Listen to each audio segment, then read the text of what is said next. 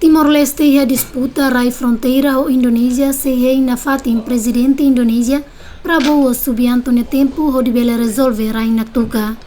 Governo Prabowo nia sidau estável.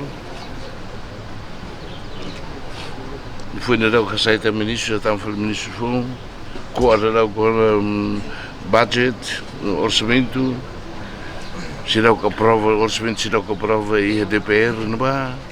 E tem que acompanhar o que eu digo para compreender. Jornalista lá de Hussein, e tem que acompanhar, mas que aí me russo, nem bem.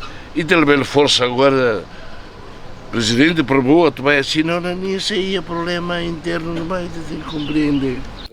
E a segunda, partido oposição Fretilin, e a declaração política lamenta o no governo constitucional, nebe sidak bele resolve barai naktuka, nebe sai problema ba povo nação rua e a área fronteira. Declaração política bancada Fretilin, atangkeda husi deputado bancada Senarte, nebe husu Fretilin atula bele dúvidas ho liderança PEMSANA, nebe uluk mos conseguelori Timor-Leste manam fronteira marítima ho Austrália.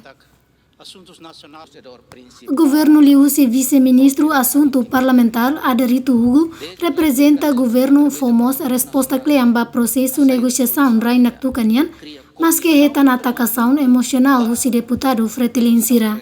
Rai naktuka localiza ia região especial administração o Ekusiambeno ia areal Noel Besi ho Sitrana ocupan NTT.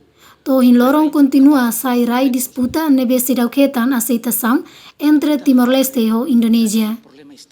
Nurianti Fatima, Margarida Bello, VIP TV.